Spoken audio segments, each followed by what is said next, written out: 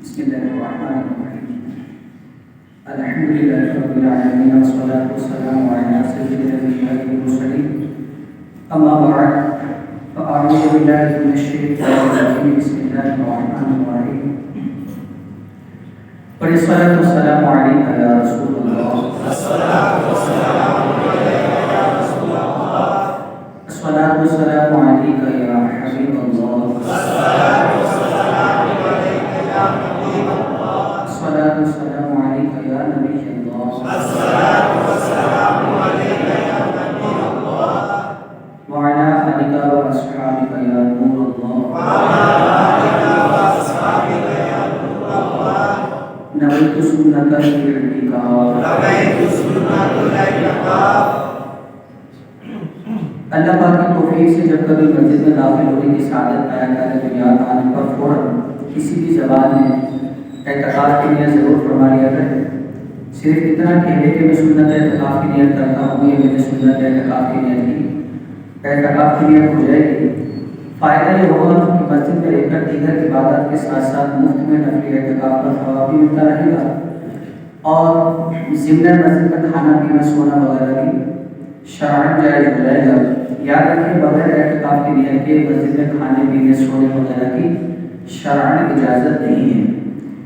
بہتر یہ ہے کہ مسجد میں داخل ہو کر اللہ پاک کی رضا کی خاطر کے لیے اعتکاف کی نیت کر لے. کچھ ذکر و درود پڑھنے کا اگر کھاتا پیتا ہے سوتا ہے تو شرعی اجازت مل جائے گی. اللہ پاک کے آخری اور پیارے نبی مکی مدنی صلی اللہ علیہ وآلہ وسلم پر درود پاک پڑھنے کے بے شمار فضائل ہیں. ایک بہت ہی پیاری فضیلت اللہ پاک کے آخری اور پیارے نبی صلی اللہ علیہ وآلہ وسلم نے ارشاد فرمایا کہ جس نے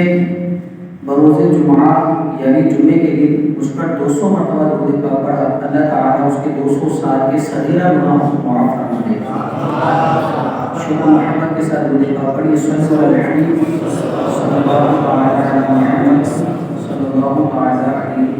وسلم. ایمان مفصل آمنت باللہ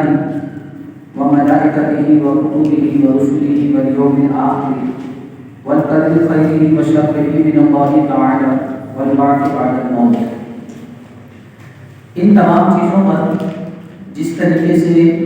اللہ کے حبیب علیہ السلام نے ارشاد فرمایا ان تمام طریقوں کے مطابق ان تمام چیزوں پر ایمان رکھنا ضروری ہے. اب سوال یہ پیدا ہوتا ہے کہ قرآن کریم میں کہاں ہے یہ آمنت باللہ کی پوری جو ہے. ہم ایمان تو رکھتے ہیں کیونکہ کوئی بھی شخص ان تمام چیزوں کا یا تو انکار کرتے یا پھر شک بھی کرے تو وہ دائرہ اسلام سے خارج ہو جاتا ہے، مسلمان نہیں ہے. تو آمنت باللہ میں اللہ پر ایمان لایا. اللہ تبارک و تعالیٰ کی ذات و صفات، اس کا ایک ہونا اللہ پاک کے کرم سے میں اپنے تفصیل کے ساتھ قرآن و حدیث کی روشنی میں سیکھا. انشاءاللہ ایمان مفصل کا جو دوسرا جز ہے آمنت باللہ و ملائکتہ و کتبہ، ان تین یعنی اللہ تبارک و تعالیٰ کی وحدانیت کے بارے میں ہم سن چکے. اب اللہ تعالیٰ کے فرشتوں کے بارے میں ہمیں کیسا عقیدہ رکھنے کا قرآن و حدیث نے درس دیا ہے اور اللہ تبارک و تعالیٰ کی کتابوں کے بارے میں ہمیں کیا عقیدہ رکھنا ہے، کس قسم کے نظریات رکھنے سے ایمان سے خارج ہو جائے گا. وقت کی مناسبت سے کچھ خاص عقیدے آپ کے سامنے بیان کرنے کی کوشش کروں گا. سب سے پہلے سوال یہ ہوتا ہے کہ ٹھیک ہے ہم ان تمام چیزوں پر ایمان تو رکھتے ہیں لیکن قرآن کریم میں کہاں ہے؟ پہلی کلاس کے اندر میں نے یہ کیا تھا کہ قرآن کریم ہر بندہ خود پڑھ کے سمجھ لے یہ بہت مشکل ہے. تو قرآن کریم کے اندر بعض مقامات پر کوئی حکم بیان تو کیا جا رہا ہوتا ہے لیکن ہم یہ سوچ رہے ہوتے ہیں کہ ان لفظوں کے ساتھ کہاں ہے. ضروری نہیں کہ انہی لفظوں کے ساتھ ہو بلکہ قرآن کریم میں جہاں پر بھی اس کا حکم بیان کیا گیا ہو، چاہے الگ الگ جگہوں پر بیان کیا گیا ہو، تو ملا کر وہ تمام کی تمام چیزیں ثابت قرآن کریم ہی سے ہوتی ہیں. جیسا کہ آمنت باللہ ہے، یہ جو ایمان مفصل آپ کی کتاب میں لکھی ہے، قرآن کریم میں کہاں لکھا ہے کہ ان تمام چیزوں پر ایمان لانا ضروری ہے؟ کچھ خاص باتیں میں آپ کے سامنے یہ ثابت کرنے کی کوشش کروں گا کہ قرآن کریم کے اندر پوری ایمان مفصل جو ہم بچوں کو یاد کرواتے ہیں، جو ہم خود یاد رکھتے ہیں،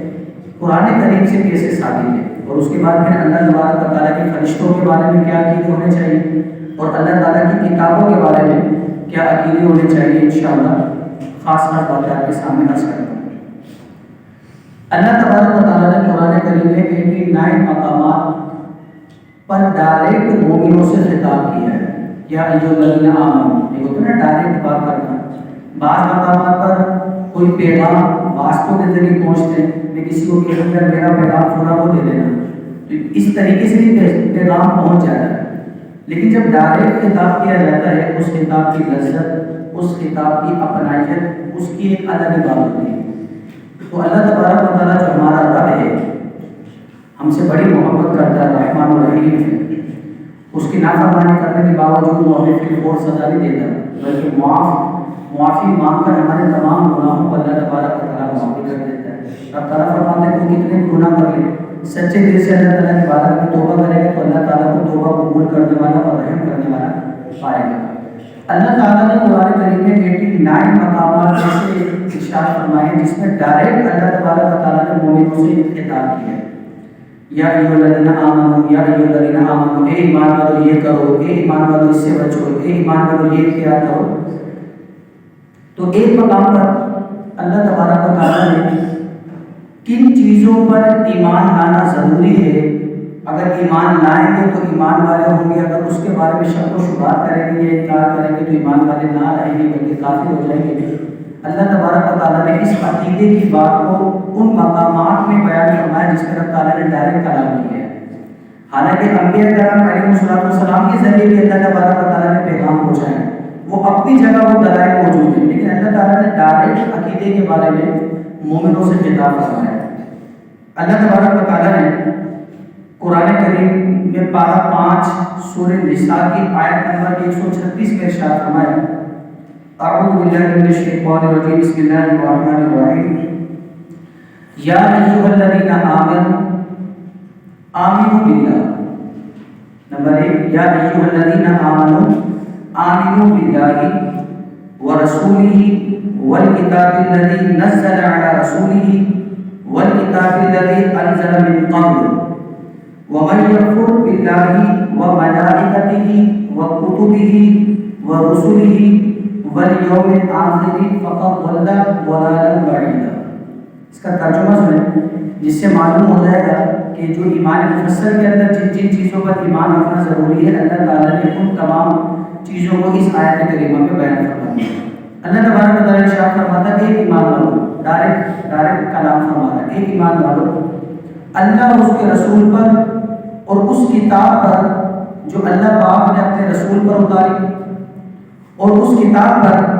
جو اس سے پہلے نازل کی، ان سب پر ہمیشہ ایمان رکھو، اور جو اللہ اس کے فرشتوں اور اس کی کتابوں اور اس کے رسولوں اور قیامت کو نہ مانے تو وہ ضرور دور کی گمراہی میں جا پڑا۔ اس آیت کریمہ میں اللہ تبارک و تعالیٰ نے اللہ تبارک و تعالیٰ پر ایمان رکھنے کا بھی حکم بیان فرما دیا، اس کے رسول پر بھی ایمان رکھنے کا حکم ارشاد فرما دیا، ان کتابوں پر کہ جو پہلے نازل کی گئی اس پر بھی ایمان رکھنے کا حکم ارشاد فرمایا، اور قرآن کریم پر بھی ایمان رکھنے کا حکم ارشاد فرمایا، فرشتوں پر ایمان رکھنے کا حکم ارشاد فرمایا، قیامت کے دن پر ایمان رکھنے کا حکم ارشاد فرمایا۔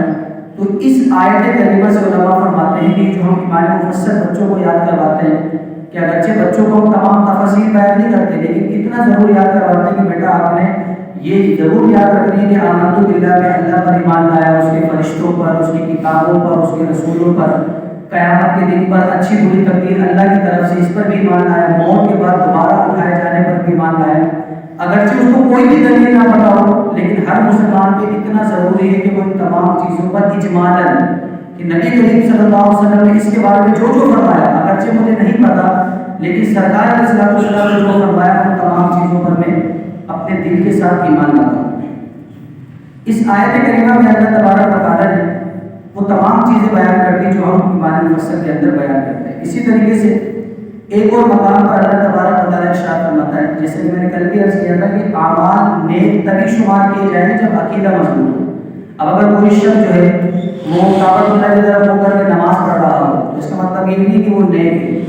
نیک شخص اسی کو قرار دیا جائے گا جس کے عقائد مضبوط ہوں گے۔ وجہ کیونکہ عقائد کے مضبوط ہونے کے بعد ہی انسان کی نیکی شمار ہوتی ہے۔ ہو سکتا ہے کسی کے ذہن میں سوال آ جائے، کسی کو کچھ پتا ہو نہ پتا، اس کو دلیل تو ضرور چاہیے ہوتی ہے۔ اب سوال ہی پیدا ہو گیا کہ اگر کوئی کعبۃ اللہ کی طرف اٹھ کر کے نماز پڑھ رہا ہے، آپ نے کہہ دیا کہ یہ کوئی نیکی نہیں ہے، نیکی تبھی ہوگی جب اس کے عقیدے بھی مضبوط ہوں گے۔ یہ میں نہیں کہہ رہا، بلکہ اللہ تبارک و تعالیٰ خود قرآن کریم میں ارشاد فرماتا ہے۔ اللہ تبارک و تعالیٰ پارہ 2 سورہ بقرہ کی آیت نمبر 177 177 میں اللہ تبارک و تعالیٰ ارشاد فرماتا ہے، لیس البر ان تولوا وجوهكم قبل المشرق والمغرب ولكن البر من آمن بالله واليوم الآخر والملائكة والكتاب والنبيين۔ اللہ تبارک و تعالیٰ نے اس آیت کریمہ میں ارشاد فرمایا کہ اصل نیکی یہ نہیں ہے کہ تم اپنا منہ مشرق یا مغرب کی طرف کر لو۔ مشرقی یا مغرب کی طرف کئی جگہ پر استقبال قبلہ کچھ ہوتا ہے، کہیں پر کچھ ہوتا ہے، تو لہٰذا مشرق یا مغرب کی طرف منہ کر کے نماز پڑھنا یا تم صرف منہ کر لو سمجھو کہ اپنے نیکی کر لی، اصل نیکی یہ نہیں ہے کہ تم اپنا منہ مشرق یا مغرب کی طرف کر لو، بلکہ اصل نیکی وہ ہے جو اللہ اور قیامت اور فرشتوں اور کتاب اور پیغمبروں پر ایمان لائے۔ تو اس سے بھی معلوم ہو گیا کہ جب تک عقیدہ مضبوط نہیں ہوگا، جو ضروریات دین ہے جس کے بارے میں قرآن کریم نے عقیدہ رکھنے کا کہا ہے، جب تک وہ مضبوط نہیں ہوگا، انسان جو بھی نیکی کرے گا عوامی طور پر تو اس کو نیکی کہا جا سکتا ہے، لیکن حقیقت وہ نیکی نہیں کہلائے گا۔ ایمان کی تفصیل اس آیت کریمہ میں پہلی آیت بیان کی، سورہ نساء کی یہ دوسری آیت بیان کی۔ ایمان کی تفصیل یہ ہے کہ ایک تو اللہ تعالیٰ پر ایمان لائے کہ وہ زندہ ہے، وہ باقی رہنے والا ہے، وہ حکمت والا ہے، وہ جاننے والا ہے، وہ ہمیشہ سے ہے، ہمیشہ رہے گا۔ تو ان تمام چیزوں پر ایمان لانا ہوا کہ یہ آمنت باللہ ہے، اللہ پر ایمان لانا، آمنت باللہ و ملائکتہ۔ تیسرا اس کے فرشتوں پر ایمان لے کر آئے کہ وہ اللہ تعالیٰ کی مخلوق ہے، فرما بردار بندے ہیں۔ اللہ تبارک و تعالیٰ کے فرشتے نوری ہیں، اللہ تعالیٰ نے نور سے پیدا فرمایا۔ تو یہ عقیدہ رکھنا کہ اللہ تعالیٰ کے جتنے فرشتے ہیں، اگرچہ تعداد نہ معلوم ہو، کوئی تعداد بھی خاص کرنے کی اجازت نہیں ہے، بس اوقات یہ اتنے فرشتے نہیں، کم و بیش کے ساتھ بھی نہیں، فرشتوں کی تعداد یہ بنانے والا ہی جانتا ہے، اور فرشتوں کی تخلیق پیدائش ابھی تک مسلسل جاری و ساری ہے۔ روایتوں کے اندر آئے کہ کئی نیکیوں سے بھی فرشتے پیدا کیے جاتے ہیں، تو لہٰذا فرشتوں کی کوئی خاص تعداد معین نہیں کی جائے گی۔ تو لہٰذا ایمان مفصل کے اندر اور ان آیت کریمہ کے اندر یہ بھی بیان کیا گیا کہ فرشتوں پر ایمان لائے۔ اب فرشتوں پر کیا ایمان لائے؟ کچھ خاص باتیں میں آپ کے سامنے کرتا ہوں۔ نمبر 1 کہ فرشتے اللہ کی مخلوق ہیں، اللہ تعالیٰ کے فرما بردار بندے۔ اب بعض مقامات پر علم دین سے دوری کی بنا پر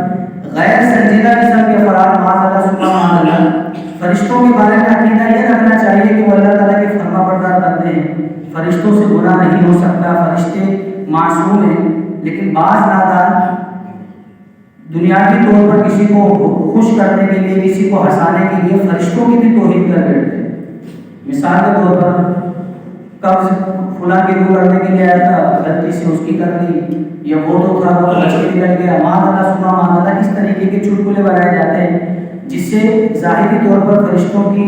تحقیر لازم آ رہی ہوتی ہے، فرشتوں کی توہین لازم آ رہی ہوتی ہے، اور فرشتوں سے گویا کہ غلطی ثابت ہونا لازم آ رہا ہوتا ہے، فرشتوں سے اللہ تبارک و تعالیٰ کے حکم پر عمل نہ کرنا اس سے لازم آ رہا ہوتا ہے۔ تو اگر کوئی شخص فرشتوں کی توہین کرے، فرشتوں کا مذاق اڑائے، تو گویا کہ وہ بھی قرآن و حدیث کی روشنی میں مسلمان نہیں ہے۔ تو بعض مقامات پر کسی کو ہنسانے کے لیے، کسی کو خوش کرنے کے لیے اس طریقے کے چٹکلے سنا دیے جاتے ہیں، اور بعض مقامات پر وہ حاجی بھی کہہ رہا ہوتا ہے، نمازی بھی کہہ رہا ہوتا ہے، اس سے بڑا کوئی سخی بھی نہیں ہوتا، پورے کے پورے جہاں کو وہ لنگر بھی تقسیم کر رہا ہوتا ہے، لیکن نا علمی کی بنا بنیاد پر اس طریقے کے جملے کے لیے وہ ایمان سے خارج ہو جاتا ہے۔ اور رب تعالیٰ نے یہی شاید فرمایا کہ اصل نیکی یہ نہیں ہے کہ مشرق مغرب کی طرف منہ کر لو، بلکہ اصل نیکی تو یہ ہے کہ اللہ تعالیٰ نے جن چیزوں پر ایمان رکھنے کا کہا ہے ان پر ایمان لانا بھی ضروری ہے۔ تو فرشتوں کے بارے میں یہ عقیدہ رکھیں کہ وہ اللہ تبارک و تعالیٰ کی مخلوق ہے، اس کے فرما بردار بندے ہیں۔ فرشتے نہ مرد ہے نہ عورت ہے، اللہ تبارک و تعالیٰ کی مخلوق ہے، نوری فرشتے ہیں، نور مرد عورت نہیں ہوتا۔ تو بعض کفار فرشتوں کو اللہ کی بیٹیاں کہتے تھے، تو لہذا فرشتوں کے بارے میں یہ عقیدہ رکھیں کہ وہ اللہ کی مخلوق ہے، اللہ تبارک و تعالیٰ بہتر جانتا ہے، وہ فرما بردار ہے، وہ گناہوں سے معصوم ہے، نہ وہ مرد ہیں نہ وہ عورت ہیں، ان کی تعداد اللہ تعالیٰ ہی جانتا ہے۔ ان فرشتوں میں سے 4 فرشتے جو بہت مقرب فرشتے ہیں، سارے فرشتے ہی مقرب ہیں لیکن جو خاص قرب رکھتے ہیں، حضرت جبرائیل علیہ السلام، حضرت میکائیل، حضرت اسرافیل، حضرت عزرائیل علیہ السلام، یہ 4 فرشتے مقرب فرشتے ہیں۔ تو ایمان فصل کے اندر آمنت باللہ و ملائکتہ، تو اللہ کے فرشتوں کے بارے میں یہ عقیدہ رکھنا ضروری ہے۔ ایمان فصل میں تیسری بات بیان کی گئی ہے آمنت باللہ و ملائکتہ و کتبہ، اللہ تبارک و تعالیٰ کی کتابوں پر بھی ایمان لانا ضروری ہے، جیسا کہ میں نے آپ کے سامنے آیت پیش کی، اس پر رب تعالیٰ یہی ارشاد فرما رہا ہے کہ اس کتاب پر بھی ایمان لے کر آؤ جو ہم نے اپنے رسول پہ نازل کی، اور اس کتابوں پر بھی ایمان لے کر آؤ جو ان سے پہلے کتابیں اور صحیفے نازل کیے گئے ہیں۔ اس کے بارے میں بیان کر کے انشاءاللہ میں کتابوں کے بارے میں کیا عقیدہ رکھنا ہے، کچھ خاص عقیدے آپ کے بارے میں آپ کے سامنے کروں گا۔ اس کے بعد پھر رسولوں کے بارے میں کیا عقیدہ ہو، پھر اللہ پاک کے آخری رسول کے بارے میں کیا عقیدہ ہو، وہ قرآن و حدیث سے انشاءاللہ کل کی کلاس میں عرض کروں گا۔ ایمان فصل میں تیسری بات بیان کی گئی ہے وہ یہی ہے کہ اللہ تعالیٰ کی کتابوں پر ایمان لے کر ہے، آمنت باللہ و ملائکتہ و کتبہ، اللہ تعالیٰ کی کتابوں پر ایمان لائے کہ جو کتاب اللہ تعالیٰ نے نازل فرمائی وہ حق ہے۔ قرآن کریم کسی کو پڑھنا آتا ہو یا نہ آتا ہو، اس کے لیے یہ چیز ضروری ہے کہ وہ اتنا ضرور ہے کہ قرآن کریم میں جو کچھ لکھا ہے چاہے مجھے پتا ہو یا نہ پتا ہو، میں اس کو حق مانتا ہوں۔ اگر کوئی کسی چیز کا انکار کرے کہ یہ قرآن کریم کا حصہ نہیں ہے، یا معاذ اللہ بولے کہ یہ قرآن کریم پورا نہیں ہے، یا پھر یہ کہے کہ قرآن کریم کی فلاں باتوں میں تو شک ہے، تو یہ ایسا شخص، ایسا نظریہ رکھنے والا تو دائرہ اسلام سے خارج ہو جائے گا، وہ مسلمان شمار نہیں کیا جائے گا۔ تو یہ عقیدہ رکھنا ہے کہ اللہ تعالیٰ نے قرآن کریم، اللہ تعالیٰ نے اپنی کتابوں میں جو بھی بیان فرمایا وہ حق ہے۔ اللہ تعالیٰ کی کتابوں میں سے کچھ کتابیں ہیں، کچھ صحیفے ہیں۔ 4 کتابیں جو بڑی بڑی کتابیں ہیں وہ نمبر 1 تورات شریف جو حضرت موسیٰ علیہ السلام کے اللہ پاک نے نازل فرمائی، انجیل جو حضرت عیسیٰ علیہ السلام پر اللہ پاک نے نازل فرمائی، زبور جو حضرت داؤد علیہ السلام پر اللہ پاک نے نازل فرمائی، اور نمبر 4 قرآن کریم کہ جو اللہ پاک نے اپنے آخری و پیارے نبی محمد مصطفیٰ صلی اللہ علیہ وسلم پر نازل فرمائی، اور اس کے علاوہ حضرت شیس علیہ السلام، حضرت ادریس علیہ السلام، حضرت آدم علیہ السلام، حضرت ابراہیم علیہ السلام اور دیگر پیغمبروں پر اللہ تبارک و تعالیٰ نے بہت سے صحیفے، صرف سمجھانے کے لیے آپ بتا رہا ہوں، جس کو دن چھوٹی سی کتابچہ صفحات اللہ تبارک و تعالیٰ نے انبیاء پر نازل فرمایا۔ تو اگر کوئی شخص اللہ تبارک و تعالیٰ کی کتابوں میں سے کسی کے بارے میں شک کرے تو ایسا شخص دائرہ اسلام سے خارج ہو جاتا ہے۔ تو اللہ تعالیٰ کی کتابوں کے بارے میں کیا عقیدہ ہونے چاہیے، کچھ خاص عقیدے میں آپ کے سامنے بیان کروں گا۔ بہت سے نبیوں پر اللہ تعالیٰ نے صحیفے اور آسمانی کتابیں اتاری، ان میں سے 4 بڑی مشہور کتابیں میں آپ کے سامنے بیان کروں۔ قرآن کریم میں بعض مقامات پر آپ سنتے ہیں کہ اس کو پڑھنے کا ثواب زیادہ ہے، تو اس کا مطلب یہ نہیں کہ یہ زیادہ قدر و منزلت والی ہے، وہ کم قدر و منزلت والی ہے۔ قرآن کریم میں کوئی بھی ایسی چیز نہیں ہے کہ جس کی شان کم ہو۔ یہ جو ثواب زیادہ ہوتا ہے، یہ جس کے بارے میں کہا جاتا ہے کہ یہ افضل ہے، تو افضل کا مطلب یہ نہیں کہ ماذا دوسری افضل نہیں ہے، مطلب یہ ہے کہ حدیث مبارکہ میں اس کو پڑھنے کا زیادہ ثواب آیا، تو وہ ثواب کے اعتبار سے کم زیادہ ہے، رتبے کے اعتبار سے قرآن کریم کی تمام آیتیں برابر ہیں۔ سب آسمانی کتابیں اور صحیفے حق ہیں اور سب اللہ تعالیٰ کا کلام ہے، اس میں جو کچھ ارشاد ہوا سب پر ایمان لانا ضروری ہے، مگر یہ بات یقینی ہے کہ اگلی کتابوں کی حفاظت اللہ تعالیٰ نے امت کی سپرد کی تھی۔ قرآن کریم سے پہلے کی جو کتابیں ہیں، تورات، انجیل، زبور وغیرہ، اس کی حفاظت کرنے کی اللہ تبارک و تعالیٰ نے ذمہ داری امت کو ہی دی تھی، تو امت سے ان کتابوں کی حفاظت نہیں ہو سکی، جبکہ قرآن کریم ایسی کتاب ہے کہ اللہ تعالیٰ نے اس کی حفاظت کا ذمہ خود لیا ہے۔ تو لہذا پچھلی کتابیں جو امت کو حفاظت کی ذمہ داری دی تھی تو امت حفاظت نہیں کر سکی، تو اس امت کے جو شریف قسم کے لوگ تھے انہوں نے دیگر کتابوں کے اندر تبدیلیاں کر دی، کسی کے اندر لفظی تبدیلی کر دی، کسی کے حکم کو تبدیل کر دیا۔ لہذا ہمیں یہ ایمان رکھنا ضروری ہے کہ اللہ تعالیٰ نے جو کتابیں تبدیلی والی جو چیزیں ہیں یہ شرعی لوگوں نے کر دی ہیں، جبکہ ان کتابوں کے حق ہونے پر جو اللہ کی طرف سے نازل ہوئی ہے ہر مسلمان کو اس پر ایمان رکھنا ضروری ہے۔ اب سوال یہ پیدا ہو گیا کہ بعض مقامات پر ہمارے سامنے آ جاتا ہے کہ انجیل میں یہ لکھا ہے، تورات میں یہ لکھا ہے، زبور میں یہ لکھا ہے۔ اب تو ہمیں تو یہ بتایا گیا ہے کہ ان پر ایمان رکھنا بھی ضروری ہے، اور ساتھ ہی ساتھ یہ بھی بتا دیا ہے اس کے اندر تبدیلی بھی کر دی گئی ہے۔ اب ہمارے سامنے اگر کوئی آیت آ جائے، اب ہم اس کے بارے میں کیا عقیدہ رکھیں؟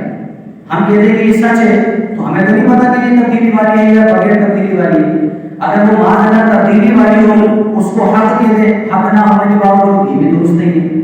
اور اگر معاذ وہ حق والی تھی اور ہم نے سوچا کہ یہ تبدیلی والی تھی، اس کا منع کر دیا، منع کرنے والے کو ہاں کہہ دیا۔ اگر ہمارے سامنے کوئی شخص، وہ الگ بات ہے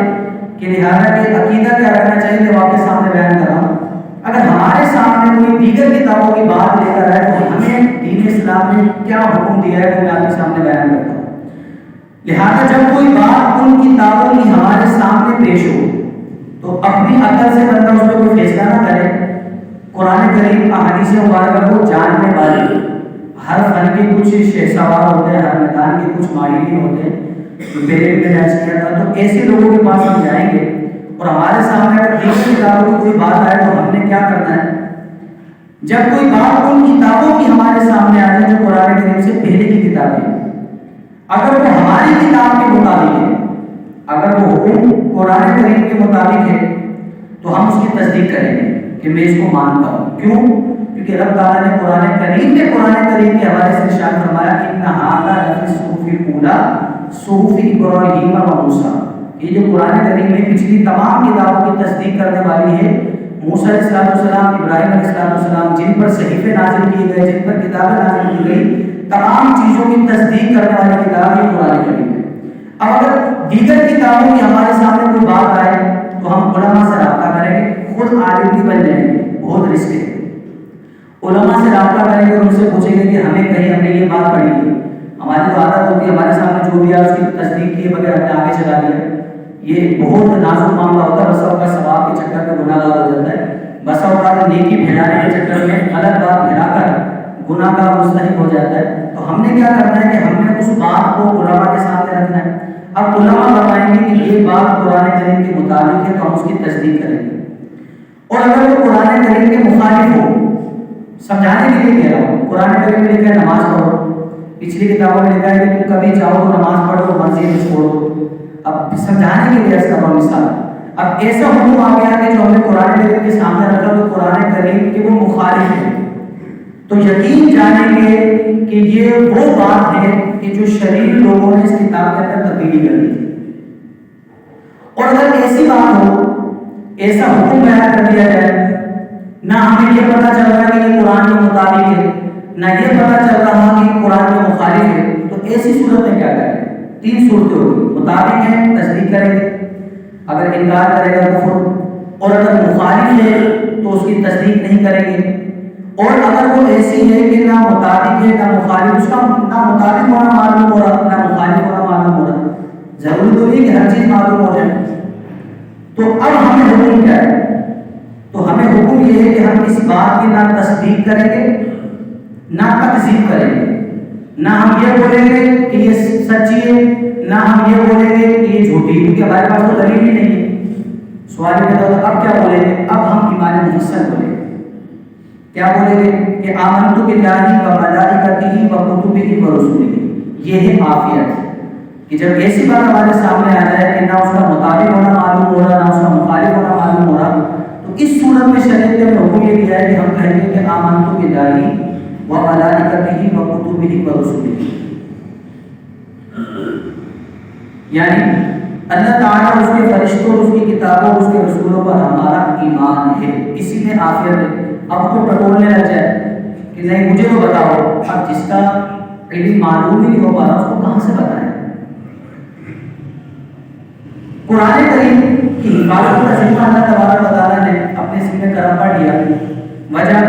کہ اب جو دین محمدی ہے یہ تا قیامت رہے گا، اس کے بعد اللہ پاک کے نبی آخری نبی محمد نبی صلی اللہ علیہ وسلم کے بعد نہ کوئی نبی آئے گا نہ آ سکتا ہے، اور نہ اس امت کے بعد کوئی امت آئے گی۔ تو جب یہی دین تا قیامت رہے گا تو دین ہمیشہ رہنے والا ہے. لہذا قرآن عظیم کی حفاظت اللہ تعالیٰ نے اپنے ذمہ کرم پر ارشاد فرمائی. رب تعالیٰ ارشاد فرماتا ہے پارہ 14 سورہ ہجر کی آیت نمبر 9 اِنَّا نَحْنُ نَزَّلْنَا الذِّكْرَ وَإِنَّا لَهُ لَحَافِظُونَ. بے شک ہم نے قرآن اتارا اور بے شک ہم اس کے ضرور نگہبان ہیں, ہمیں اس کی حفاظت کریں گے. تو یہ قرآن کریم ایسا ہے کہ اگر کوئی شخص اس پر تبدیلی کرنے کی کوشش بھی کرے, مثال کے طور پر وَكَانَ اللَّهُ عَلِيمًا حَكِيمًا ہے. اب اگر کوئی سوچے کہ یار قرآن کریم تو اتنا بڑا ہے, اتنی آیتیں ہیں, علیمًا حکیمًا میں پہلے حکیمًا کر دیتا ہوں پھر علیمًا کر کے چھاپ دیتا ہوں تو پکڑا جائے گا. اللہ تبارک و تعالیٰ نے ایسی حفاظت کا ذمہ لیا کہ اللہ تبارک و تعالیٰ کے کرم سے مسلمانوں کے بچے کو قرآن یاد ہوتا ہے تو وہ فوراً پکڑ لے گا کہ اس نے قرآن میں تبدیلی کی. جبکہ دیگر کتابوں کی حفاظت امت کی سپرد تھی تو ہر بندہ پڑھ کے یہ نہیں بتا سکتا کہ اس میں کیا تبدیلی ہے کیا تبدیلی نہیں ہے. لہذا اس میں کسی حرف یا نقطے کی کمی بیشی محال ہے. قرآن کریم پورا ہے. اب کوئی بولے نہیں آدھا تھا آدھا رہ گیا, اگرچہ تمام دنیا اس کے بدلنے پر جمع ہو جائے تو جو یہ کہے کہ اس میں کچھ پارے یا صورتیں یا آیتیں بلکہ ایک حرف بھی کسی نے کم کر دیا یا بڑھا دیا یا کسی نے بدل دیا, اب کوئی یہ عقیدہ رکھے کہ یار اتنی بڑی کتاب ہے اس کے اندر کوئی حرف تبدیل ہے, کچھ سپارے اس کے اندر نہیں ہے, کچھ آیتیں اس کے اندر نہیں ہے, ایسا عقیدہ رکھنے والا شخص وہ کافر ہے. قرآن کریم اور اللہ تبارک و تعالیٰ کی دیگر کتابوں کے بارے میں اور کیا عقیدے رکھنے ہیں. قرآن مجید نے اپنی کتابوں کے بہت سے احکام منسوخ کر دیے. مطلب یہ ہے کہ بہت سے حکم ایسے ہیں کہ جو دیگر کتابوں میں تھے لیکن قرآن کریم میں جو بیان کیا گیا اسی پر عمل کیا جائے گا. کوئی شخص بولے میں نہیں تورات پہ عمل کروں گا, میں زبور پہ عمل کروں گا تو اس کو عقل مندی نہیں کہا جائے گی, کیونکہ قرآن کریم جو بیان کر دیا گیا ہے اسی پر اس نے عمل کرنا ہے. اب بعض نادان قرآن کریم کو پتہ ہی نہیں ہے کہ قرآن کریم میں کتنی آیات ہیں, ان کی قسمیں کتنی ہیں, کون سی محکم ہے کون سی متشابہات ہے, کس کا حکم کیا ہے, مجمل کون سی ہے, تفصیل والی کون سی ہے. ان تمام چیزوں کا علم اسی ہی ہوگا کہ جس نے قرآن کریم اور احادیث کا علم حاصل کیا, کہ جو علماء ہیں. قرآن کریم کی بعض باتیں محکم ہیں یعنی ایسی ہیں کہ ہماری سمجھ میں آ جاتی ہے. جیسے میں کہوں واقعی الصلاۃ نماز قائم کرو سمجھ میں آ گئی, ان کو کہتے ہیں محکم کہ جو بالکل ہمیں سمجھ میں آ جاتی ہے, پڑھتے سمجھ میں آ جاتی ہے, اگر کوئی ہمیں سنائے تو ہمیں سمجھ میں آ جاتی ہے. اور بعض باتیں متشابہ ہیں, ان کا پورا مطلب ہم نہیں سمجھ سکتے اور ہمیں قرآن و حدیث میں اس کو سمجھنے کا حکم بھی نہیں دیا. اللہ اور اس کے حبیب عز و جل صلی اللہ علیہ وسلم کے سوا کوئی اس کو نہیں جانتا. مثال کے طور پر کوئی شخص بولے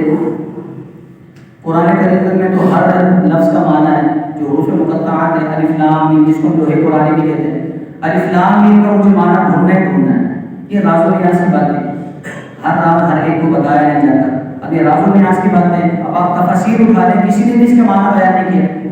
یہ اس کا معنی اللہ اس کا رسول جانتا ہے. تو قرآن کریم کی کچھ آیتیں ایسی جن کو ہم پڑھتے سمجھ لیں گے اور کچھ آیتیں ایسی جن کو متشابہات کہا جاتا ہے, اس پر ایمان کرنا ضروری ہے کہ اس کا جو معنی ہے وہ حق ہے, اللہ اس کا رسول جانتا ہے. اگرچہ ہم نہ سمجھے لیکن ہمیں اس پر ایمان رکھنا ضروری ہے. اس کا معنی تلاش کرنا نہیں, میں ڈھونڈوں گا, یہ وہی بندہ کر سکے گا جس کے دل میں ٹیڑھا پن ہو, جس کا ایمان کمزور ہو. معاذ اللہ, وہی ڈھونڈنے کے لیے نکلے گا. ڈھونڈی ہوئی چیزوں پر عمل کرنے کے لیے تیار نہیں ہے اور ایسی چیز کی طرف جا رہا ہے کہ جہاں پر اللہ اس کے حبیب علیہ السلام نے منع فرما دیا کہ اس کی تو میں نہ پڑھا جائے, اس کا معنی نہ ڈھونڈا جائے. تو لہٰذا ان کے معنی کو تلاش کرنے میں وہی شخص جائے گا کہ جس کے دل میں ٹیڑھا پن ہو. مضبوط ایمان والا یہی عقیدہ رکھے گا کہ اس کا جو معنی ہے اللہ اس کا رسول جانتا ہے اور میرا اس پر ایمان ہے, اگرچہ میں اس کو جانتا ہوں یا نہ جانتا ہوں. تو اللہ تبارک و تعالیٰ کی کتابوں کے بارے میں یہ ایمان رکھنا ضروری ہے. تو اللہ تبارک و تعالیٰ ہمیں قرآن و حدیث میں جو علماء حق نے جو عقائد بیان کیے, جس طریقے سے بیان کیے ہیں, اللہ تبارک و تعالیٰ ہمیں اسی کے طریقے سے اس پر ایمان رکھنے کی توفیق عطا فرمائے. اللہ تبارک و تعالیٰ ہماری نسلوں کے عقائد کی حفاظت فرمائے. انشاءاللہ کل جو ہے وہ رسول ہی اللہ کے رسولوں کے بارے میں کیا عقیدہ ہونا چاہیے، کیونکہ دور حاضر کے اندر یا تو قرآن کریم کے بارے میں بعض شریف قسم کے لوگ مختلف عقیدے بیان کرتے ہیں کہ قرآن کریم مکمل نہیں ہے، ناقص ایسے ہیں، لیکن مجلس کے تقاضوں کے تحت، محفل کے تقاضوں کے تحت، عوام کے تقاضوں کے تحت میں صرف ڈھکے چھپے لفظ میں بتاؤں کہ ایسے حضرات بھی پائے جاتے ہیں کہ جو معاذ اللہ قرآن کریم کے ناقص ہونے کے قائل ہیں۔ پھر رسول ہی کے اندر معاذ اللہ ثم معاذ اللہ ایسے حضرات بھی پائے جاتے ہیں کہ جو ابھی بھی نئے نبی ہونے کے دعوے دار ہیں، جس کو قادیانی کہتے ہیں، کھلم کھلا